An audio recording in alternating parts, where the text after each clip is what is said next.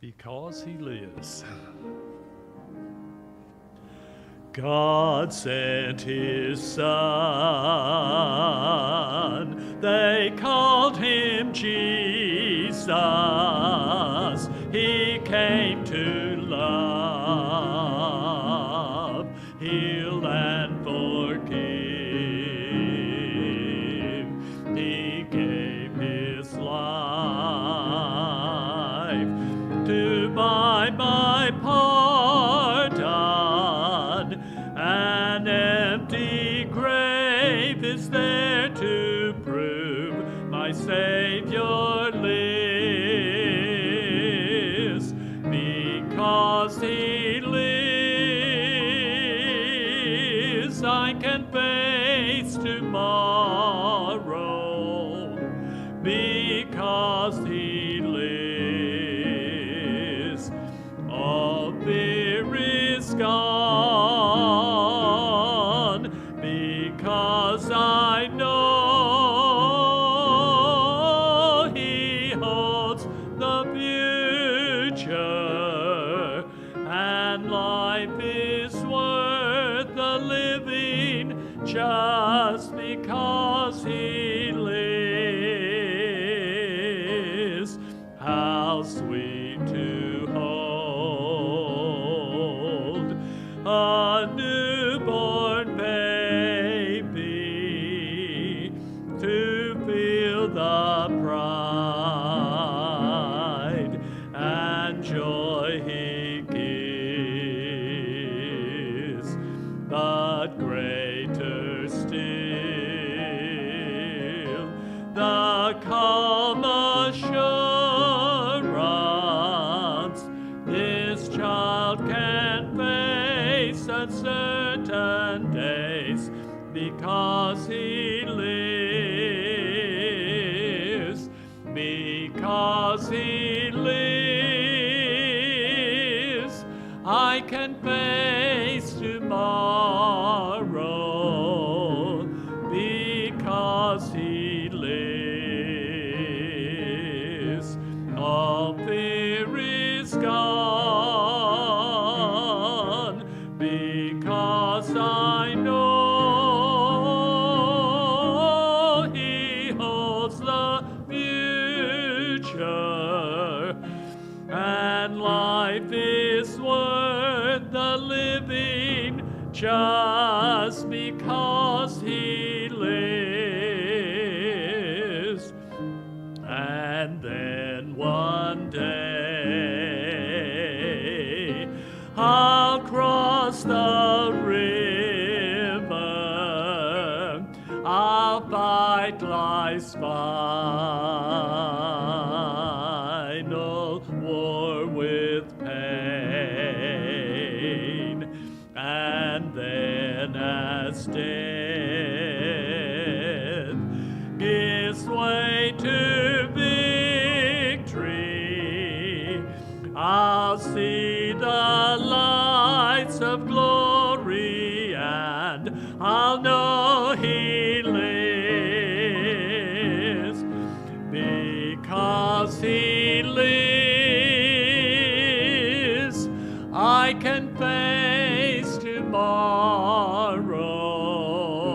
Because he lives, all fear is gone. Because I know he holds the future, and life is worth the living just because he lives. Don't you like that song? Gives us a lot of hope, doesn't it? And I think we'll just do one song tonight. Glad to see you all here. Good to see these two young people back here, that they're back on their feet. And God bless you. And good to see all of you here tonight. And be in prayer for the Lord's Day services and all the other prayer requests that we'll mention here in a little bit. But I think, does anyone have anything you'd like to share with us? Anybody? I always like to give people a chance. We had prayed before for little Caspian, Damien, and Olivia's baby. Uh-huh. He's just really ill. He's facing, he has cancer. Mm. And right now his immune system is at a level 0. Oh, boy. And he's been like that for about a week or 2. And so he just really needs prayers. Okay, let's pray for this. Is This is Andrea's sister. yeah. Okay, we've been following that, so we are praying for that healing. Okay, any others? We're praying for you. Well, Got your fancy monitor. I'm wearing a monitor again. They said that when my blood pressure, my heart rate goes low, then your body compensates to push your blood pressure high. So they're trying to figure out why my blood says that I'm looking for the possibility of a pacemaker. So, and that sounds joyful, but I got that. But then I've been down my back for the last 2 days too with the sciatic nerve on this side. Had that years ago before we were married, and I had to go to the emergency room. They actually pulled me off my bed. I couldn't move, so they pulled me off my bed on the sheet. The sheet went to the hospital with me. And then they tried everything, and they ended up with some. I could hear the doctors talking outside the room, and they said, one was saying to the others, I tried everything. That guy was in pain. You could tell he was in pain. And nothing was working, and I gave him this certain drug that I guess they don't do. It's a painkiller, but it may be a hazardous painkiller. And he says, I gave him that, and it worked. They could have cut my head off after they gave me that. I wouldn't care anything about it because I was in la land. But it stopped that, and I hadn't had it again until this week. Bad. Every once in a while I'd have a little symptom, but nothing bad. But boy, I could hardly get out of the bed yesterday. So anyway, but I'm here tonight, and I'm glad I'm still on my feet. So growing older is a challenge and an opportunity for new adventures. But we're glad you're here. Okay, Dale, we'll let you have it.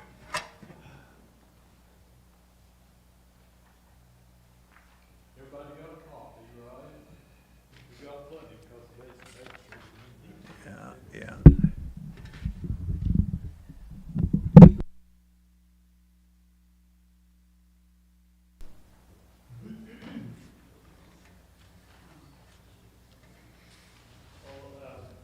me go ahead and announce this now. Elvira's niece that passed, the memorial service for her is Friday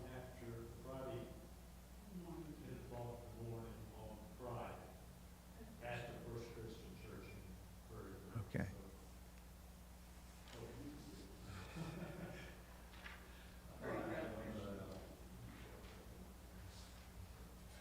Everybody else got one?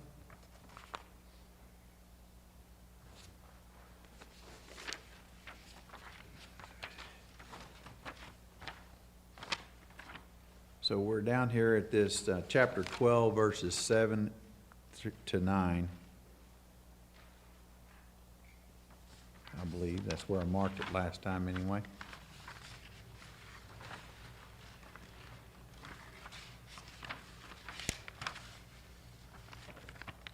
Last week we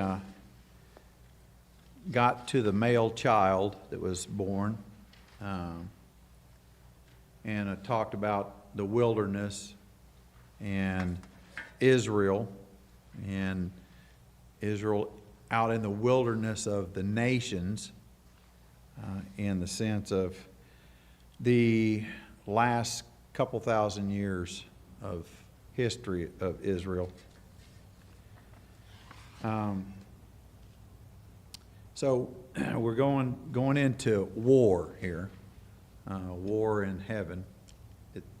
And so in Revelation 12:7 it says, there was war in heaven, Michael and his angels waging war with the dragon and his angels waging war, and they did not prevail, and there was no longer a place found for them in heaven. And the great dragon was thrown down, and the serpent of old, who is called the devil and Satan, who deceives the whole world. He was thrown down to the earth, and his angels were thrown down with him. By the way, if you go online and you look up this chapter, there are some really cool art drawings of dragons there. But we're not looking for art drawings. We want to talk about what Satan's done in this earth, right? The war that broke out in heaven, and I put down here war or conflict in the realm of the spiritual dominion. In Ephesians 6:12, it refers to your struggle is not with what? Flesh and blood, right? Sorry, Bobby. But with what? What is our war with? Principalities, right? Powers and principalities. Now, that doesn't mean we can blame what we do on the powers and principalities that's contrary to God. But there is an influence and a power. And there's a dominion, okay? There is a dominion. John Locke, an English philosopher, his whole thing was that people are good, basically good. And if you have yourself a social contract, then everything will be okay. All right? But actually, the nature of humanity is that they have strife. And why? Why do they have strife? Paul said that we are dead in trespasses and sin when we're born, right? The nature, the old nature. That old nature, without the intervention of salvation and the change of the heart and mind and the resurrection of the spirit or soul within the person, will want its own way and will be deceived, okay, in that way. So this, and in Daniel 10:12, there's, and a lot of people, they go there, and also in Daniel 9, there is a reference to Michael and him fighting, right, in there. And it's interesting, the force against the dominion that Satan brings. And the interesting aspect here is that it's unseen in the sense of it's not manifested in the physical world, in the sense of you seeing it in the sky or the ground or whatever. It's within humanity. It's manifested in humanity. So that means that dominion is a spiritual dominion that affects my inner being because of my nature that's identified with that dominion. Jesus talks about this dominion in the Gospels, but people don't necessarily recognize it when they read it. By the way, the name Michael is a Hebrew, in Hebrew translated in who is like God. That last part of Michael, the EL, is El, which means Lord, okay? And Baal, or B-A-E-L, or A-L, is referring to the Lord of whatever. In the pagan world, okay? Here El is referred to, and in the context of, in the context that these words appear in Hebrew, they will mean, like Elohim, it can mean household gods or it can mean God, Jehovah, okay? So to get that context within what's being said here, okay? And Michael, the name of Michael has to do with who is like God, Jehovah, okay? Why would an angel have that name?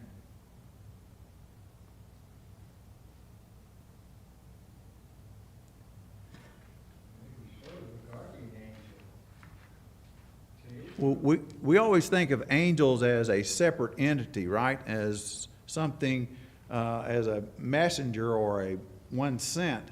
But why would Michael have the name of God?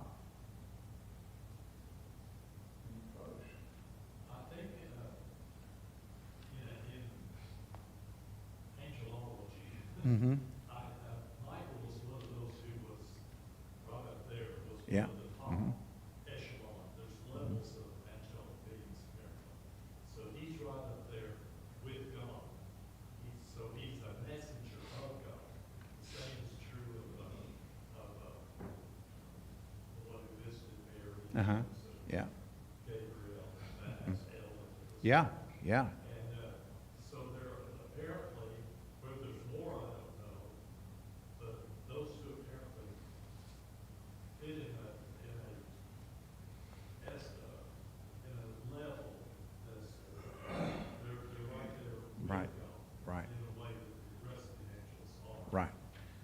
Right. And to think about that is to recognize that this entity is doing exactly the will of God. They don't have their own thought about it, their own opinion. They do exactly what God wants. And here, Michael, when we see him, I'll put it this way. In the Old Testament and here in the New Testament, we see Michael defending the people of God, okay? His duty is that, all right? To recognize that.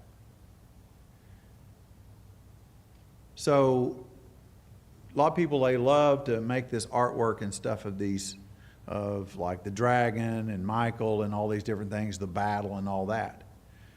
And we see these things many times in physical, in the idea of the physicality of it. But it doesn't appear that way, because these battles are not where we see them. Whenever Michael battled the authority there in Babylon when Daniel was praying, they didn't see him in the sky battling, okay?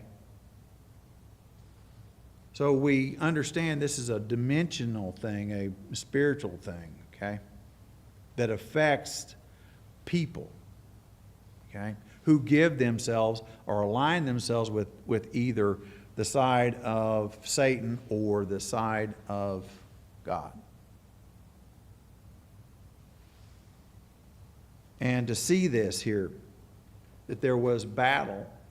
Now, the people think about heaven as in where God dwells, right? Okay.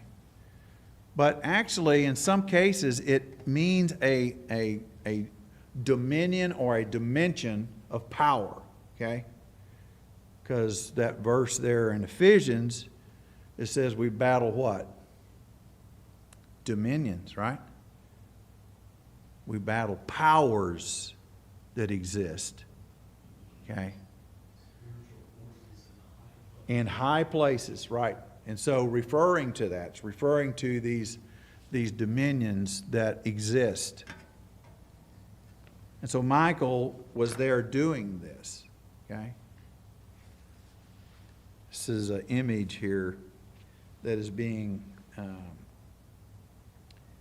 So this reference here, El, is, that El in Michael is referring to God and is essentially asking a question about God's likeness. Who is like God? And who is like God? No one's like God, right? No one's like God.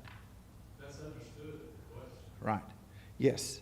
They expect you to say that. Yes.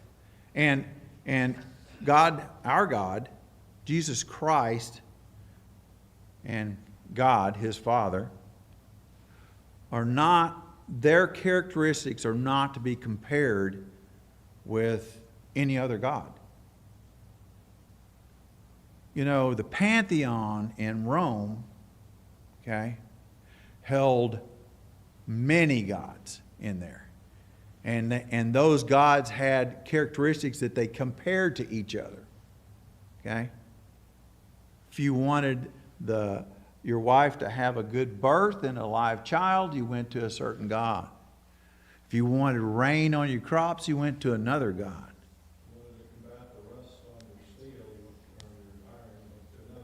And so there's where they would compare the characteristics of these gods. Well, this question here in Michael's name is asking, which one of those gods are like God? None are. And so our God does not sit in a pantheon of gods to be compared in his characteristics at all, ever. There's a lot of people, though, who talk about our God in that fashion, and I mean some Christians do that.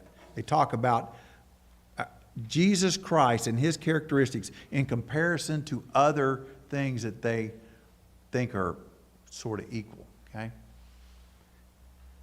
In one of the Sunday school lessons, supplemental magazines that I got, they did just that. They compared characteristics of God to Baal and to these others, okay? So, you gonna be okay? Okay. Okay. Okay, okay. There was when we talked about all the bazillion deities that like Romans and the Greeks and things Yeah. like that, and talking about and kind of the attitude towards the you know having one God was like, you know, why do you need to have one God that does everything? And I saw this response from somebody that I was about to fill out my chair. It's like, what kind of discount store backwoods deity do you worship that they only manage like this little thing over here? Yeah. That is power. Well, and the other thing is that our God is an eternal God. That means that he was, he is, and is to come. That he is, and his covenants are, they exist then, now, and in the future. Which means salvation can be eternal in our life because we have a God that's eternal, one God. And whenever you read about the pagan deities, you read about deities who are like impish little children. Okay? Our God is not like that. His essence, okay, does not change. Best example we have today is to look at India compared to, Yes. which would be like Rome. Yes. Where they have multitudes Yes. of gods. Yes. And, Hundreds. They have hundreds. Yeah. you know, I pick Yeah. one. Yeah. But here we have a confidence in what Christ's blood has done in us, and we know it will not change, and there is no other God. And so here it says, Michael's name is, who is like God? And then I have down here heaven, the region above the sidereal, that's the open expanse, okay, of heaven. Heavens, the seat of an order of things eternal and consummately perfect, where God dwells and the other heaven and the other heavenly beings dwell. So when we refer to heaven in the sense,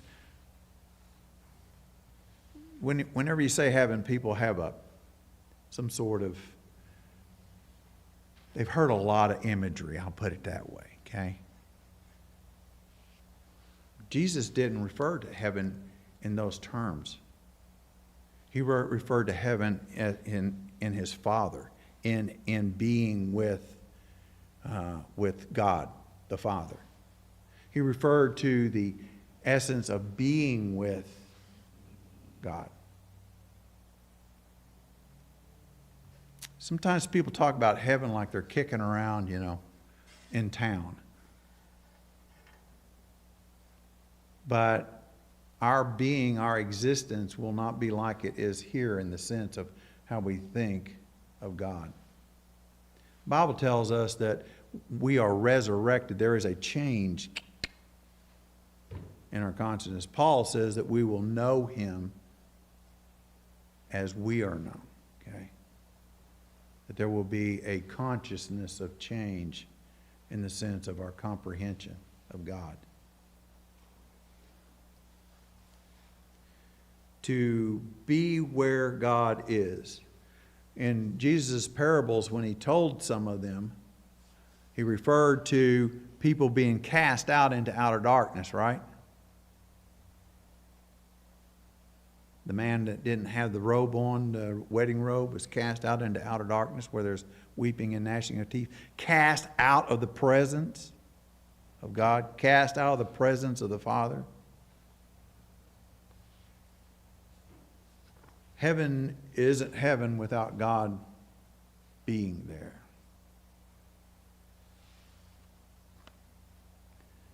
And so here the seat and the order and the power of God is where he is. Okay?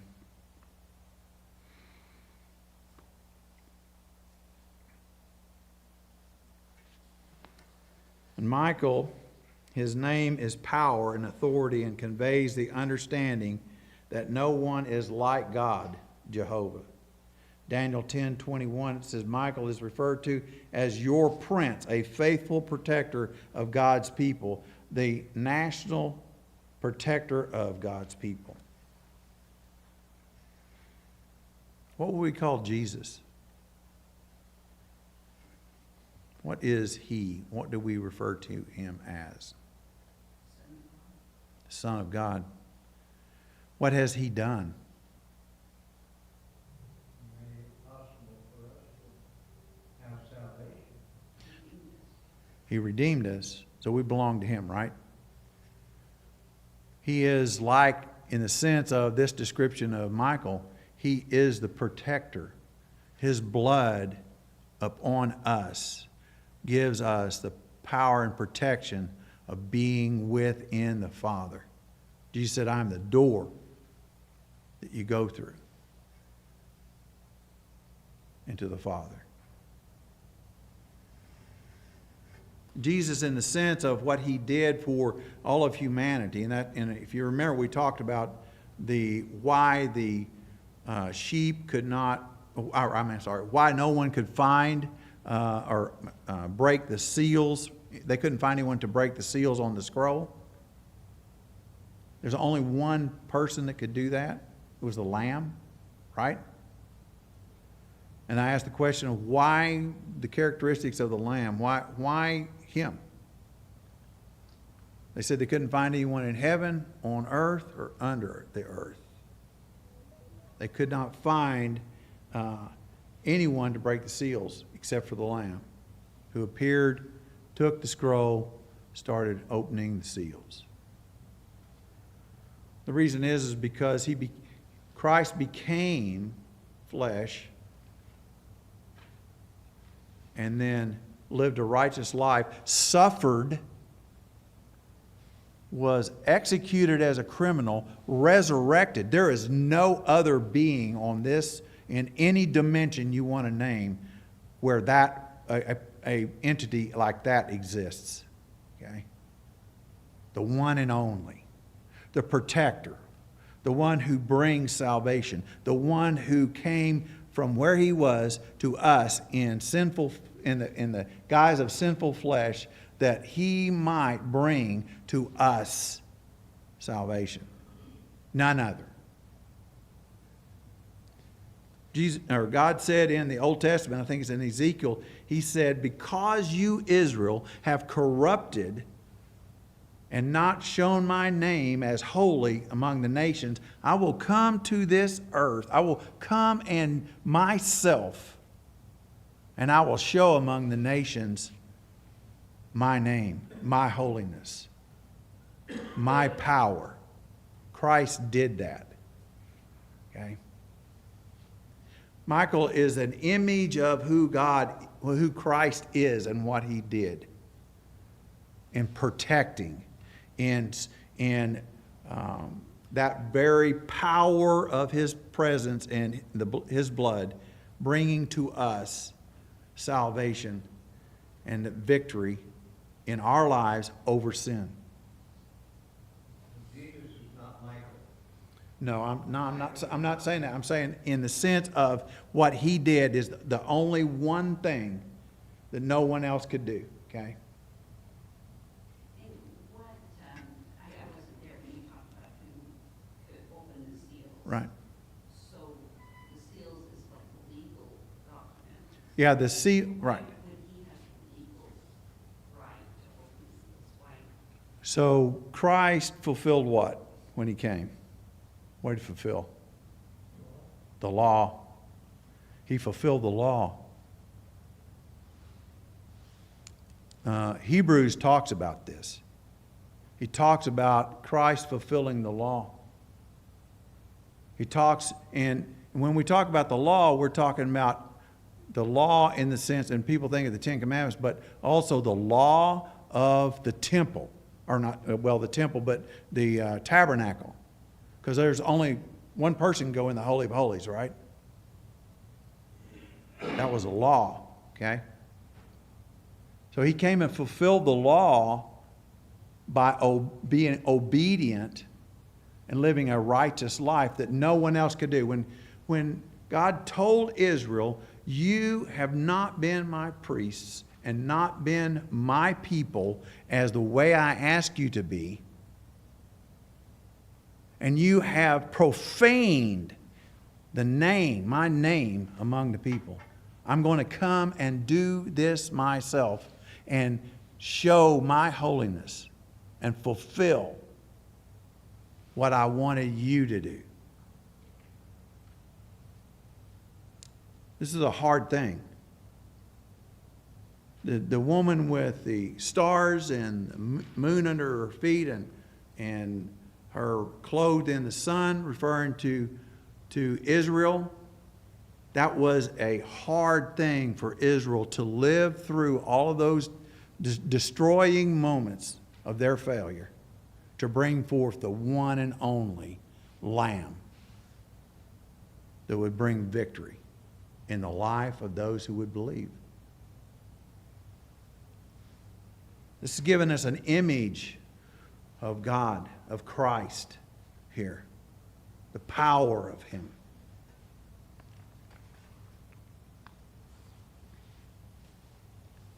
And like I said, in Daniel 10:21, it says, Michael is referred to as your prince, a faithful protector of God's people. And I'm not saying that Michael and Jesus are the same. I'm saying that Michael performs a function, but Jesus is the one who gives him the ability to do that. Yeah. The dragon, the ancient Greek classified a dragon as a drakon, a type of serpent, believed to have incredible insight, ability to spot prey in any hiding place. The dragon or serpent exercises his subtle, indirect impact on heathen governments, powers, accomplishes his hellish agenda from behind the scenes. You know, it is interesting when people talk about Satan and they talk about a dragon, they talk about all these things, they get a visual of him. But this is not what his even if he were to appear in that form, that's not what him being in that form is not what the problem is. It's his subtle way of twisting God's word to fool people into believing they can be God. That's what the problem is. And he did that to Eve.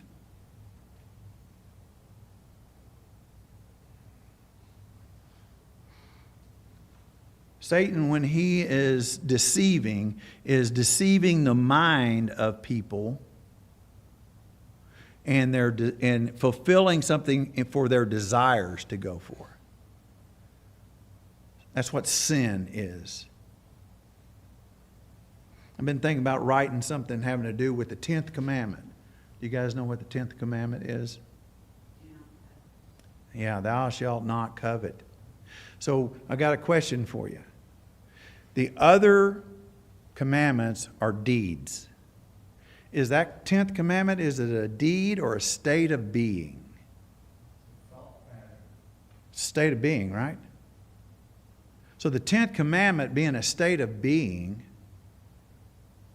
is a thing that is most dangerous when it comes to covetousness. It will make us want, desire, and do all kinds of things. We pick out the tactile sins that people do, but it also makes us think internally in ways that do not honor God. Okay? Deal with in Romans chapter 7, Paul quotes the 5th commandment Yeah. to describe. Yes. So Yes. it's the attitude behind sin. Right. And it describes the life of the flesh. Right. And Peter refers to it as the corruption that is in the world, the covetousness that is in the world. He refers to that. I think it's in 2 Peter. And it's like it Paul said, I would not have known about coveting unless I had read Right. the law. You Right. shall not covet. Right. And when I read that, then I understood that all kinds of covetous things were going on. Right. Right. Yes.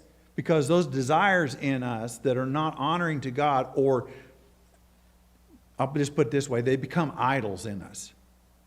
Well, we may go to church and we may honor God and we may do the things that we think are needful, but yet we have a particular thing in our life that we like that is not of the Lord, a covetous thing of some kind. Okay? And pride intersects that too. Right. Pride. Yeah, yes. And I think, I'm trying to remember if it's the 14th chapter of Jeremiah or the 31st. Anyway, there is a place in there where some men, elders come in and it's Ezekiel, sit before Ezekiel. And God says to him, said, Son of man, shall I be heard of these guys? For they've set up in their minds their idols. They're idols of self-will and unsubmissiveness. So I can go to church every time the doors are open and do honorable things to the Lord externally. But if I internally have this self-will, this covetousness, this aspect of my life that in one area is not devoted to the Lord, but other areas are. Okay? By the way, this is talking about sanctification in our life. Okay? I'm talking about, there is a Greek word for sober-mindedness that means to be sane in mind. Okay? And when we are being driven by these things, covetousness, that drives every other thing in that 10 commandments, okay, we're not sane in mind. And this particular, this dragon, okay, is one who is intending to draw people into these ways in their minds and hearts. So then I got a question. If that's the truth, then what does it mean that there was war in heaven? If the fact is the very physical form of Satan doesn't matter, but it's what he's doing in the minds and hearts of God's creation, then what does it mean there was a battle? And what does it mean that Michael won that battle?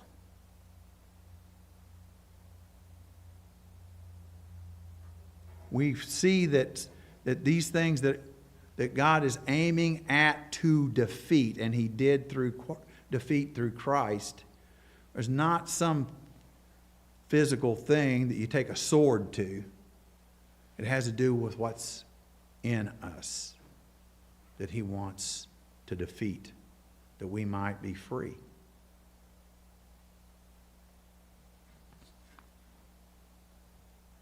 It's a thing to consider here, because these next verses tell me what happens after this battle. I have put here on this chapter, in chapter 12, 10 through 17, I'll try to pick out the descriptive words here. Salvation, power, kingdom, dragon thrown down, war with the children of the woman. In Revelation 12:10 it says, "Then I heard a loud voice in heaven saying, Now is the salvation and the power and the kingdom of our God, and the authority of his Christ has come. For the accuser of our brothers and sisters have been thrown down, the one who accuses them before our God day and night." So suddenly we're not having a dragon and Michael with a sword fighting him that I've seen in pictures. We're having something else as a result, right? We're having salvation.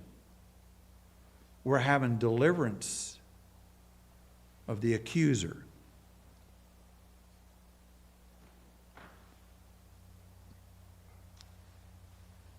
Verse 11 says, "And they overcame him because of the blood of the Lamb and because of the word of their testimony, and they did not love their lives even when faced with death. For this reason rejoice, you heavens, and you who dwell in them. Woe to the earth and the sea, because the devil has come down to you with great wrath, knowing that he has only a short time. And when the dragon saw that he was thrown down to the earth, he persecuted the woman who gave birth to the male child. But two wings of a great eagle were given to the woman, so that she could fly into the wilderness to her place, where she was nourished for times and a half a time, away from the presence of the serpent. And the serpent hurled water like a river out of his mouth after the woman, so that he might cause her to be swept away with the flood. But the earth helped the woman, and the earth opened its mouth and drank up the water which the dragon had hurled out of his mouth. And the dragon was enraged with the woman and went off to make war with the rest of her children, who keep the commandments of God and hold the testimony of Jesus. So suddenly, this has changed from this battle that we see, that I've seen pictures of dragon and Michael and angels fighting. And suddenly we're talking about the people of God, the salvation that's brought through Jesus Christ. And we're talking about those things here. That the victory there brings about that. Whose victory brought salvation?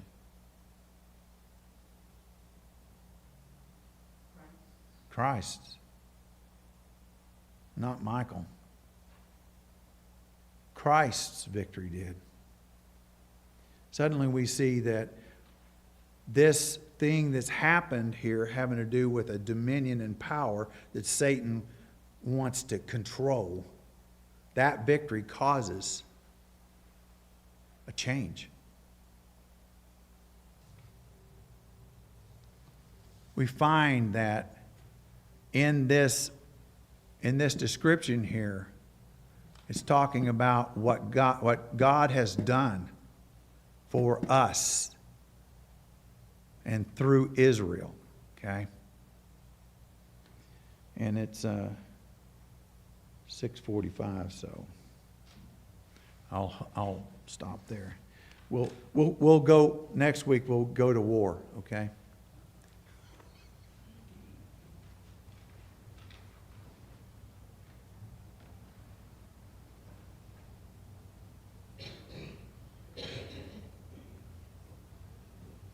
Okay, good stuff. And we know we're victorious throughout all this. One of the things I think is interesting is that Pantheon that you talked about. It's church now. So, Yeah, there's a lot of people visiting it still, yeah, because it stands. yeah.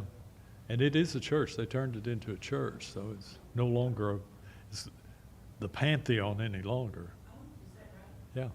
And it's the most amazing